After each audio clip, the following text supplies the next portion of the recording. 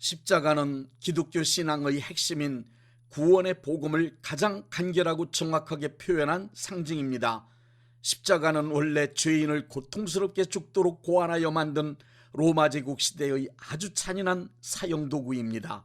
하나님의 아들 예수님이 이 잔인한 사형도구인 십자가에 매달려 처참하게 죽으셨습니다.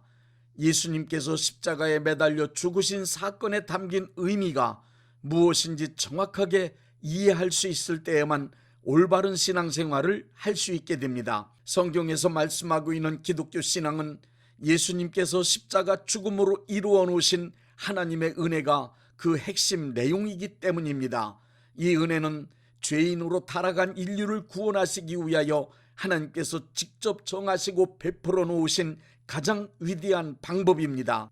예수님께서 십자가에서 죽으심으로 이루어 놓으신 하나님의 은혜를 구체적이고 실제적인 언어로 표현하면 대속이라고 할 수 있습니다. 대속의 뜻은 상거래에서 값을 지불할 능력이 전혀 없는 사람을 대신하여 값을 지불할 능력이 있는 사람이 값을 치르는 방법을 말합니다.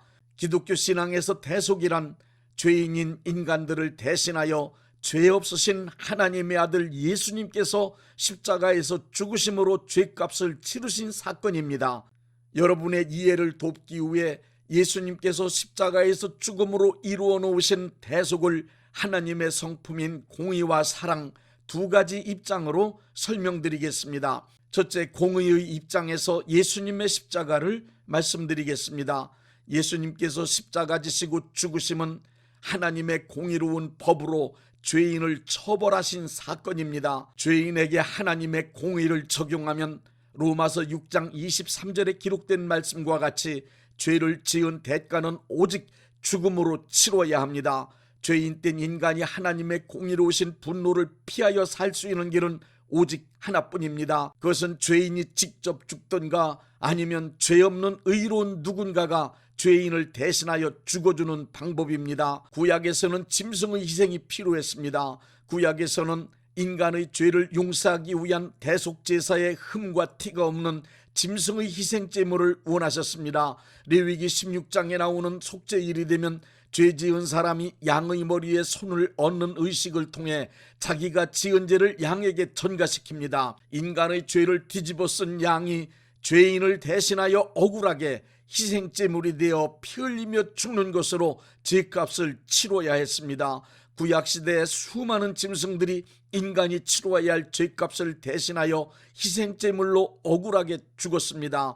구약에서는 짐승이 죄인을 대신하여 피 흘리며 죽는 희생을 보시고 하나님은 죄인들을 향한 분노를 가라앉히셨습니다. 신약에서는 하나님의 아들이신 예수님을 희생양으로 만드셔서 죄인된 인간을 대신하여 죽게 하심으로 하나님의 공의로운 분노를 가라앉히셨습니다. 전 인류의 죄를 대속하시기 위해서 전혀 죄가 없으신 하나님의 아들 예수님의 희생이 필요했습니다. 창세기 3장 15절에는 여자의 후손으로 태어나실 분이 예언되어 있습니다. 이분이 곧 아담의 후손이 아닌 남자의 씨로 태어나지 않으신 동정녀 마리아의 태만 빌려 이 땅에 오신 하나님의 아들 의로우신 예수님이십니다. 요한복음 1장 29절에 세례 요한이 이 사실을 증거했습니다. 이튿날 요한이 예수께서 자기에게 나아오심을 보고 이르되 보라, 세상 죄를 지고 가는 하나님의 어린 양이로다.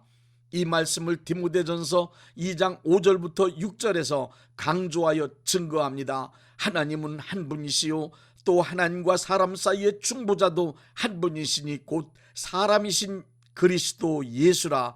그가 모든 사람을 위하여 자기를 대속물로 주셨으니 기약이 이르러 주신 증거니. 이사야 53장 5절부터 6절을 보십시오. 예수님의 대속을 위한 고난과 죽음에 대하여 예언하기를 그가 찔림은 우리의 허물 때문이요 그가 상함은 우리의 죄악 때문이라. 그가 징계를 받음으로 우리는 평화를 누리고 그가 채찍에 맞음으로 우리는 나음을 받았도다. 우리는 다 양 같아서 그릇 행하여 각기 제 갈 길로 갔거늘 여호와께서는 우리 모두의 죄악을 그에게 담당시키셨도다 라고 기록되어 있습니다. 하나님의 공의로우신 법은 예수님께서 십자가에 매달려 죽게 하심으로 전 인류의 죄값을 완벽하게 치르도록 하셨습니다. 둘째, 하나님의 성품 중 사랑의 입장에서 십자가를 말씀드리겠습니다. 예수님께서 십자가에서 죽으심은 하나님의 공의로우신 성품으로 죄인을 처벌하신 사건이지만 하나님께 소유하신 사랑의 성품으로 전 인류의 죄를 용서하신 위대한 사건이기도 합니다. 하나님께서 소유하신 사랑의 성품으로 인간을 보실 땐 반드시 살려야만 하는, 죽여서는 안 될 소중하고 사랑스러운 자식들입니다. 인간은 원래 하나님의 형상을 닮은 하나님의 사랑스러운 자녀로 창조하셨기 때문입니다. 인간이 타락한 죄인이 되어 하나님께 죄를 짓고 악하게 살아왔지만 하나님은 한 번도 인간에 대한 사랑을 포기하신 적이 없으십니다. 요한복음 3장 16절에 의하면 하나님의 변함없는 사랑은 인간을 다시 하나님의 자녀로 회복시키시기 위하여 성자 예수님을 그리스도로 보내주시는 데까지 이르게 되었습니다. 공의로우신 성품에 어긋남 없이 사랑의 성품을 실행하시기 위하여 하나님의 방법은 인간의 죄를 용서하시는 것이었습니다.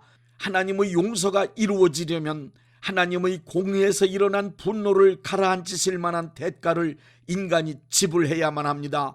그러나 인간에겐 그럴 만한 능력이 전혀 없습니다.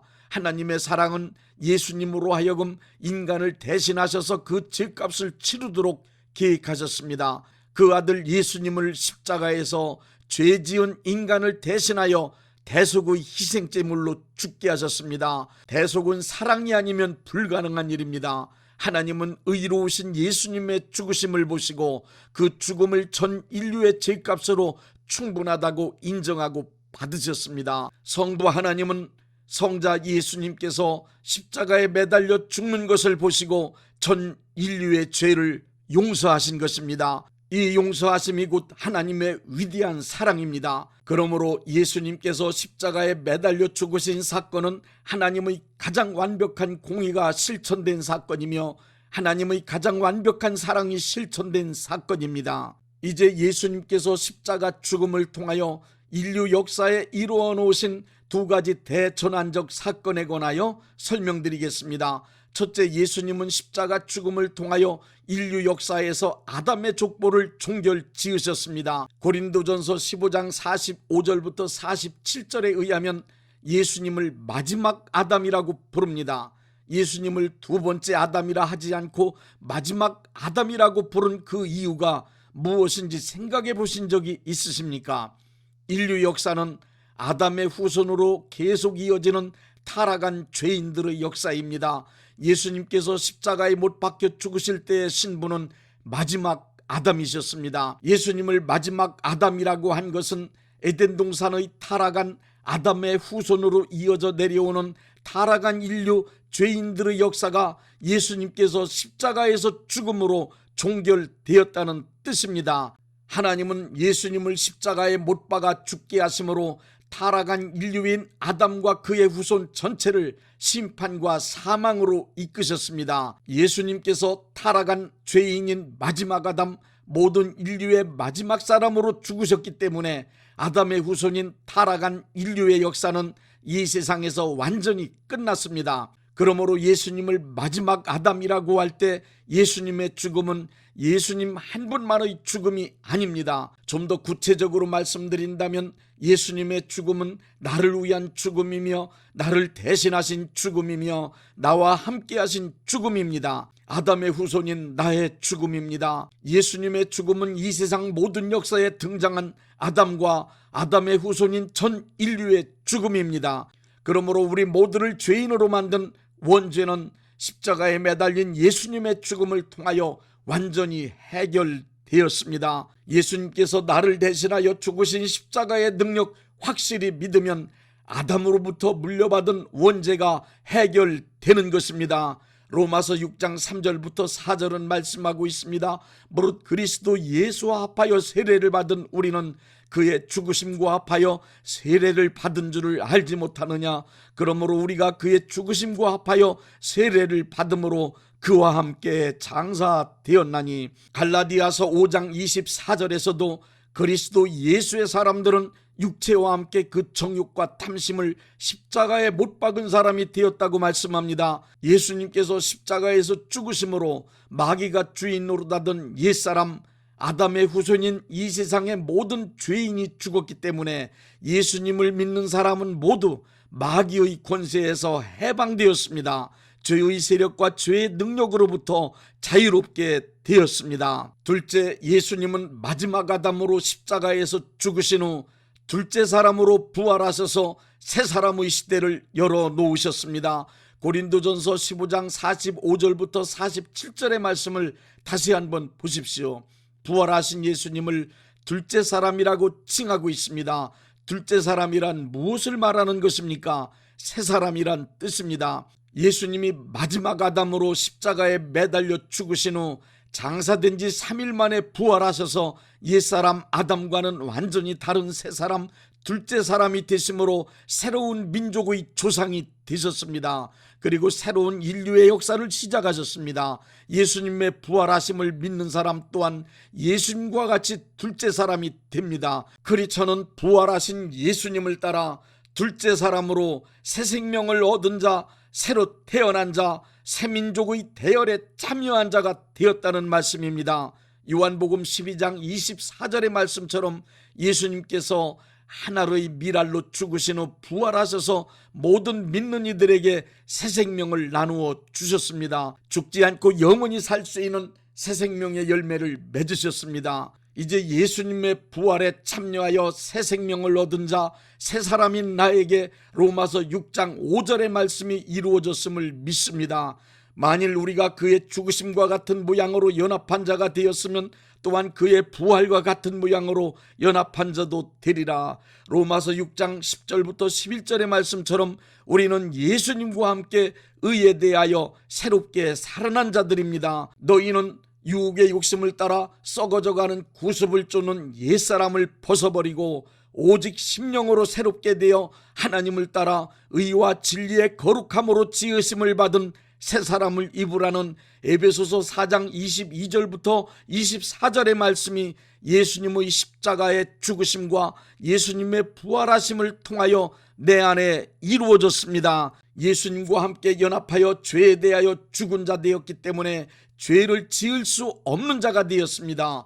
그리고 예수님과 함께 연합하여 의에 대하여 부활한 자 되었기에 의를 행할 수 있는 능력을 소유한 자가 되었습니다. 우리는 예수님과 연합하여 새 생명 얻은 자, 새 사람으로 새 민족의 대열에 속한 자 되어 하나님의 자녀로서 하나님의 나라 백성이 되었음을 확실히 믿습니다. 그리고 갈라디아서 2장 20절의 말씀을 확신합니다. 내가 그리스도와 함께 십자가에 못 박혔나니 그런즉 이제는 내가 사는 것이 아니요 내 안에 그리스도께서 사시는 것이라. 이제 내가 육체 가운데 사는 것은 나를 사랑하사 나를 위하여 자기 자신을 버리신 하나님의 아들을 믿는 믿음 안에서 사는 것이라.